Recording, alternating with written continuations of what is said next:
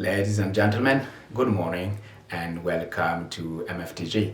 Today, I would like to present to you some of the methods, computational methods that have been used to solve MFTGs. That's mean field type game theory.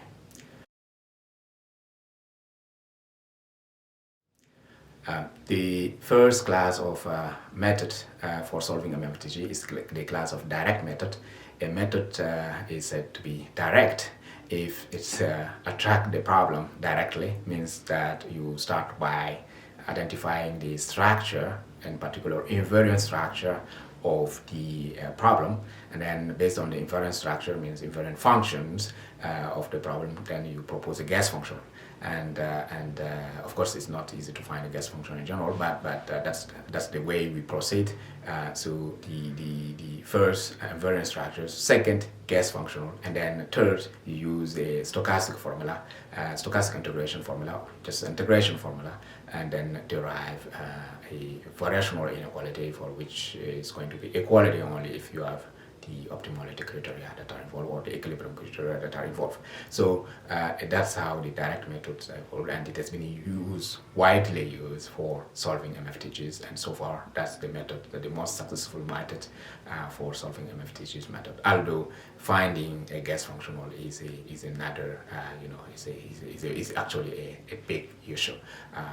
So you can solve specific structures of problem with this, and people were thinking that this is limited to quadratic problems, but actually now you have polynomial problems, you have trigonometric functions, generic convex functions with specific structures, and you do have hyperbolic functions and several other combinations of these functions. So it's getting more and more interesting class of problem can be solved in this category, and this is done with a direct method.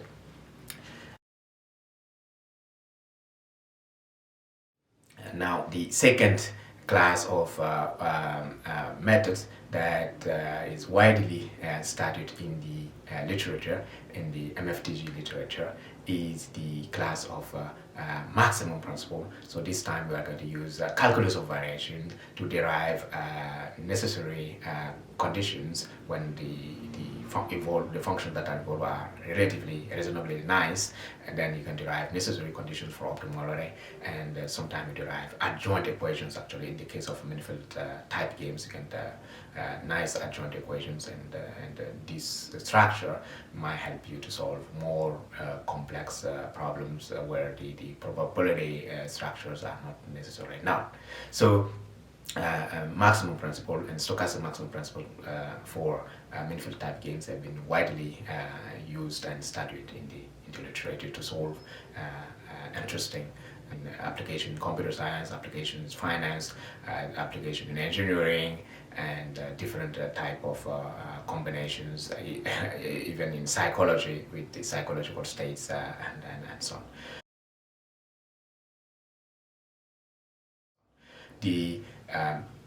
The third class of methods that have been widely studied is the class of PID method. So this means partial integral differential equations. So in the case of manifold type games, you work on the space of measures in this case, and then the PDE will be associated with a PDE or PIDE in the space of measures. So this is a very interesting class because it works on deterministic. I mean, it could be stochastic random measures, but in the simpler case, it's a deterministic one, and you work with deterministic measures, and you might be able to identify nice spaces. For example, if you work with Weissenstein space, or if you work with I don't know.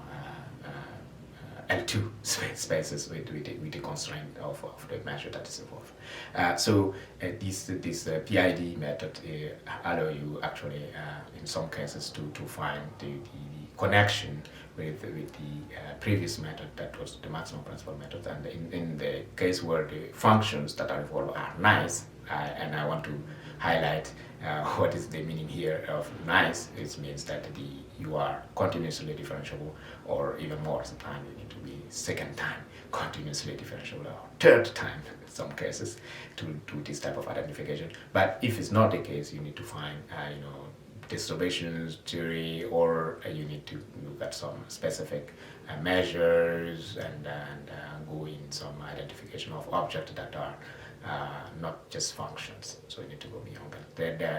There are some weak formulations of those identifications as well.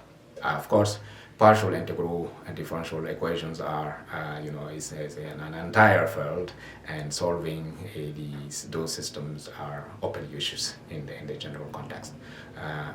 But writing down correctly the optimality system in itself, took several years to set up this type of thing. So it is a very interesting direction to explore as well.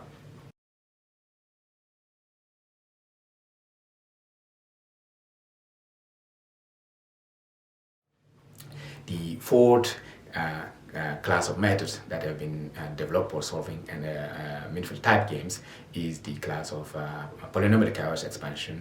So the idea is that you use you work in, for example, in L2 space or in general Hilbert space. So if you work on Hilbert space, then you want to find a basis, and then you want to expand the underlying processes in that basis. So therefore, you want to identify now coefficients a la Gram-Smith of your problem. So you identify the coefficients. You get your system is reduced to coefficients. So you get the polynomial chaos expansion, and this was done for the Hermite polynomials and many other extensions as we do for Taylor expansion, for example.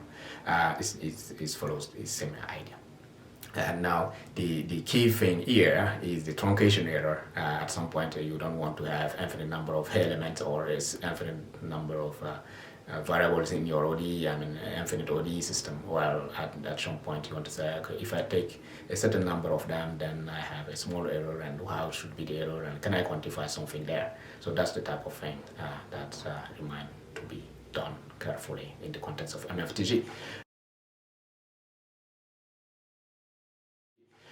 The fifth class of method that have been developed and widely used is the class of UQ method, uncertainty quantification method, and this extends not just linear chaos expansion, polynomial chaos expansion, but also KL expansions, tensor approximation, and sparse representation. So the idea is, instead of developing into infinite series, you want to represent the system with only, with few elements, few stochastic processes, and how to find those few stochastic processes is another agenda. But it's a very interesting thing, because if you reduce to a small number of processes, then the system is not infinite anymore. It's reduced to fewer number of equations, and hopefully they are simpler. So these are efficient when when you are able to find, and of course it's an interesting direction to explore, instead of going with the infinite